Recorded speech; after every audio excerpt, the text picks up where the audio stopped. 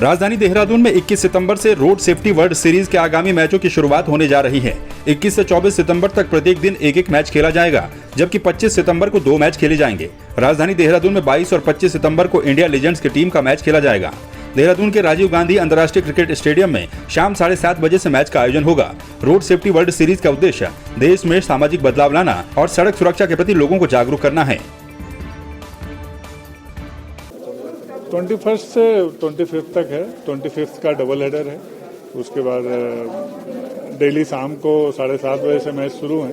7 बजे टॉस होगा। तैयारियां पूरी होने के बाद ही हम टीम को यहाँ स्टेडियम में लाए हैं और 4 टीमें कल आ गई थी, 4 टीमें आज पहुंच रही हैं। हमारी इंडिया की टीम आज पहुंच रही है और सारी तैयारियां पूरी हैं। सारे ड्रिल हो चुके हैं, सिक्योरिटी ड्रिल्स हो चुके हैं, कहां से क्या रूट होगा, किसके आने का, वो सारी तैयारियां हो चुकी हैं।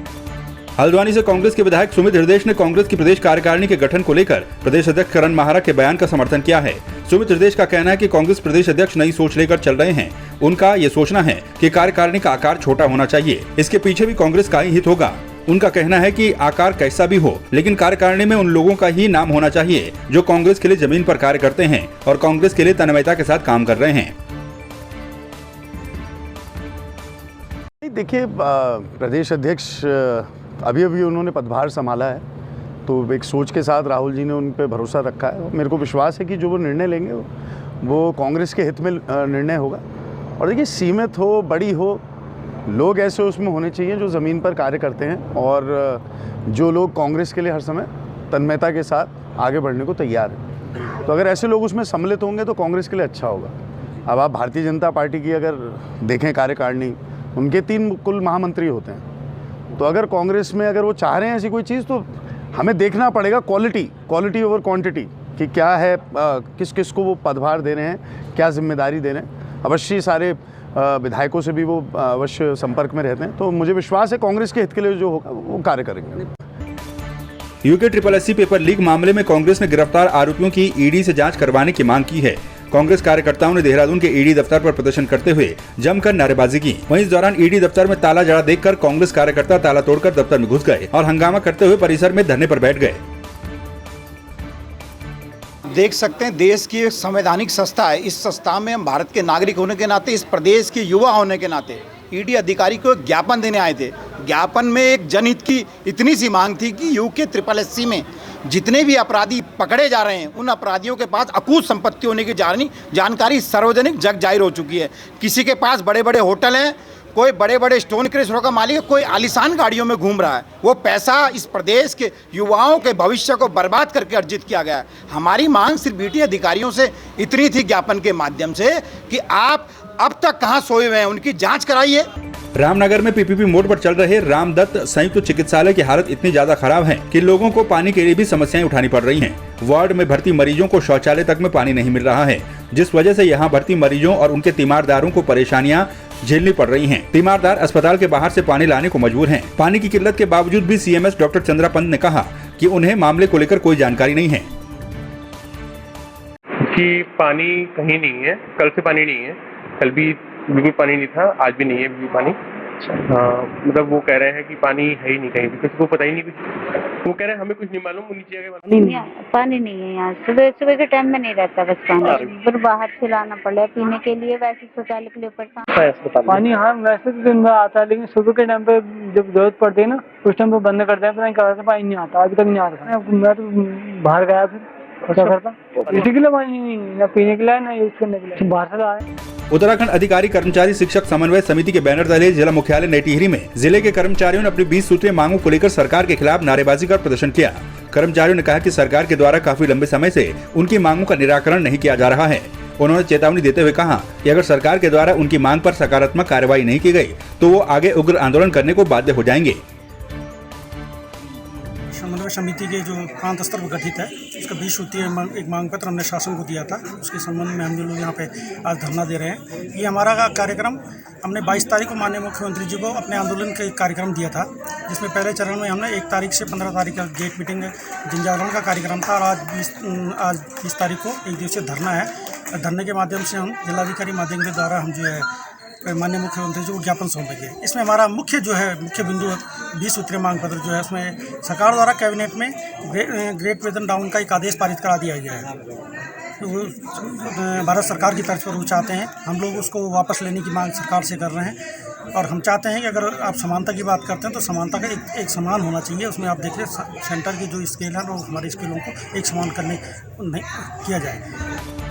उत्तराखंड अधिकारी कर्मचारी शिक्षक समन्वय समिति ने अपनी 20 सूत्रीय मांगों को लेकर परेड ग्राउंड में धरना दिया। इस दौरान अधिकारी कर्मचारियों ने अपनी मांगे पूरी न होने पर नाराजगी व्यक्त की। समिति के पदाधिकारियों ने बताया कि 27 सितंबर को प्रदेश और जनपद स्तर पर रैली निकाली जाएगी। इसके बाद 7 अक्टूबर को अपनी मांगों को लेकर वो परेड ग्राउंड से सचिवालय तक गर्जना रैली निकालकर विरोध करेंगे। हमारा आंदोलन पहली तारीख से चल रहा है। पहला चरण हमारा था गेट मीटिंग का, पहली से 15 तक का। वो सफलतापूर्वक पूरे प्रदेश में संपन्न हुआ है। आज पूरे प्रदेश में जनपद पे, तहसील पे और ब्लॉक मुख्यालय पे हमारा ये धरना चल रहा है। इसके बाद तीसरे चरण में हमारा है 27 सितंबर को प्रदेश जनपद स्तर पे रैली का कार्यक्रम। हमारी ये है कि जो सरकार ने अभी माननीय मंत्रिमंडल ने एक निर्णय किया है, जो हमको मिल रहा था उसको उस पे को डाउनग्रेड करने के लिए। दूसरी मांग हमारी एसीपी में 1626 के अंतर्गत पदोन्नति वेतनमान है, पुरानी पेंशन बहाली की मांग है, शीतलीकरण की मांग है। जो तमाम समझौते विभिन्न कर्मचारी संगठनों के साथ किए गए हैं उनको लागू करने की मांग है। अभी तक कोई बातचीत नहीं हुई है। हमारे निगम के कर्मचारी, निगम और निकाय के कर्मचारी जो हमारे साथ जुड़े हुए हैं, उनको लेकर के मांग है कि उनको राज्य कर्मियों की भांति समस्त सुविधाएं उपलब्ध कराई जाए। पौड़ी जिले के चौपटखल विधानसभा के बेरोखाल क्षेत्र में एक दर्दनाक हादसा हो गया। यहाँ नोएडा से आ रही एक कार अनियंत्रित होकर खाई में जा गिरी। कार में 3 लोग सवार थे, जिनमें 2 लोगों की मौके पर ही मौत हो गई, जबकि एक व्यक्ति हादसे में घायल हो गया। घायल व्यक्ति को खाई से रेस्क्यू कर बेरोखाल अस्पताल पहुंचाया गया, जहां उसका इलाज चल रहा है। हादसे में मृत एक व्यक्ति बेरोखाल क्षेत्र का है, जबकि दूसरा मृतक नोएडा का रहने वाला है। आज हमारे ब्लॉक बेरोखाल में प्रातः दिल्ली से बैजलू की तरफ आती हुई एक कार दुर्घटनाग्रस्त हो गई, जिसमें 3 व्यक्ति सवार थे। उसमें से 2 व्यक्तियों की मौके पर ही मृत्यु हो गई, जबकि एक व्यक्ति घायल अवस्था में हमारे स्वास्थ्य केंद्र बेरोखाल में इलाज के लिए लाया गया, जिनकी स्थिति इस समय सामान्य है। जबकि 2 मृतक जिनका हमारे द्वारा यहाँ पे पीएम किया गया, उसके बाद उनमें से एक व्यक्ति की जो पार्थिव शरीर है वो पीएम करने के पश्चात उनके घर वालों को सुपुर्द कर दिया गया, जबकि अन्य व्यक्ति के अभी परिजनों का आना बाकी है। उसके बाद उनका भी पार्थिव शरीर उनके घर वालों को सुपुर्द कर दिया जाएगा। सतत विकास के लिए बुनियादी विज्ञान चुनौतियां और संभावनाएं विषय पर नरेंद्र नगर पालिका के मैदान में 1 दिवसीय जिला स्तरीय विज्ञान सेमिनार का आयोजन किया गया। सेमिनार का उद्घाटन मुख्य जिला शिक्षा अधिकारी ललित मोहन चंबोला ने किया। जिले के 9 ब्लॉकों के 18 छात्र छात्राओं ने सेमिनार प्रतियोगिता में हिस्सा लिया। कीर्तिनगर ब्लॉक के सचिन पुंडीर पहले, घनसाली ब्लॉक की नेहा दूसरे स्थान पर रही। मुख्य जिला शिक्षा अधिकारी ललित मोहन चंबोला ने जिला विज्ञान समन्वयक अलख नारायण दुबे सहित शिक्षकों की जमकर तारीफ की। Society for the promotion of Indian classical music and culture against youth के संस्थापक स्तर की जो प्रतियोगिता है, इस प्रतियोगिता में जो विद्यार्थी प्रथम स्थान प्राप्त करेगा उसको स्टेट में प्रतिभाग करने का मौका मिलेगा। और अगली जो प्रतियोगिता है वो चंपावत में होनी निश्चित हुई है और सभी प्रतिभागी पूरी तैयारी के साथ आज यहाँ नगर पालिका नरेंद्र नगर के मैदान में जिला सेमिनार का आयोजन हुआ है, जिसका टॉपिक सतत विकास के लिए बुनियादी विज्ञान चुनौतियाँ एवं संभावनाएं हैं, क्योंकि हमारा विकास ऐसा होना चाहिए। विज्ञान जो हमारे सेमिनार चल रहा है यहाँ पर, सबसे पहले तो मैं शुभकामनाएं अपने शिक्षकों को, अपने बच्चों को देना चाहूँगा, क्योंकि जनपद का नाम इन्होंने रोशन किया है और राष्ट्रीय स्तर पे या प्रदेश स्तर पे हम हमेशा प्रथम स्थान पे रहे हैं इंस्पायर अवार्ड में भी। और विज्ञान ये जो महोत्सव या विज्ञान की जो एक्टिविटीज़ रही है वो प्रदेश स्तर पे तो प्रथम स्थान रहा है, राष्ट्रीय स्तर पर भी हम पद्मश्री डॉक्टर किरण सेठ ने बताया कि कश्मीर से कन्याकुमारी तक निकाली जा रही साइकिल यात्रा जम्मू कश्मीर, पंजाब और यूपी के जिलों को पार कर देहरादून पहुंच चुकी है। उन्होंने बताया कि इस अखिल भारतीय एकल साइकिल यात्रा की शुरुआत 15 अगस्त 2022 को कश्मीर से की गई थी।